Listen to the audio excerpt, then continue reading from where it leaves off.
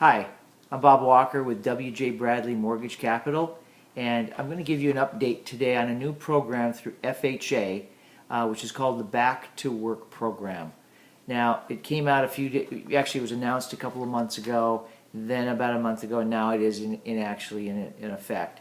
It's a pretty neat program. It follows the basic FHA guidelines, but the new enhancement to this program is that it'll allow people who have had what they call an economic event, a negative economic event, to go back into the market as a borrower with sometimes as little as a 12-month wait period after certain things like bankruptcies, both chapters 13 and 7, foreclosures, short sales, and deed in lieu of transactions.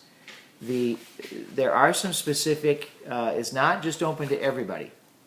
And the tricky part will be with this program is documentation of economic issues that were incurred by the borrower that caused this economic event to happen. Okay, mainly we're going to have to be documenting a drop in income that was at least 20% in the year, and it would had to have been maintained for at least 6 months for it to be counted. A loss of job due to the economy, and basically they're looking for something that was beyond the borrower's control in this economic event that caused this loss of income that they couldn't avert.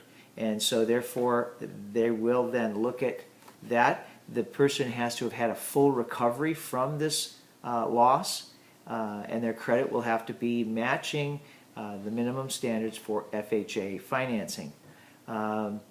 The program will be manually underwritten, so it's not going to be something that can be ran automatically through the Fannie Mae search engine and getting an approval. It'll have to be looked at, case by case with an underwriter. Home ownership counseling is required, so that'll be a requirement that the new borrower will have to go through.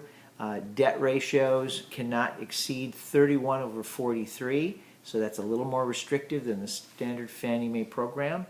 And the two programs that are available for this are a 30-year fixed rate loan and a 5/1 intermediate arm. So it's also just a purchase only program. There's no refinancing. So that's it. With these blogs, I'm going to try and take some of this. This is about 12 pages of guidelines that came to us, went through it, so I've kind of melted the 12 pages of guidelines down. So I would say that if you have questions on that, have a borrower call me. Feel free to forward this on to your borrowers, and we'll see if they fit. Okay, documentation again will be the key to this. A couple other things I just in the news today. Warren Buffett said that he thought keeping Ben Bernanke in his chair was a good thing. He says, quote, when you have a 400 hitter in a lineup, you don't take him out. So that he feels that he's done actually a pretty good job. Looks like Wall Street kind of sobered up this morning after the euphoria of the Fed announcement that they were going to continue to buy bonds. Everyone thought they were going to be doing a tapering of their stimulus. In fact, they're going to continue this at a clip of about $85 billion worth of bond sales or bond purchases each month.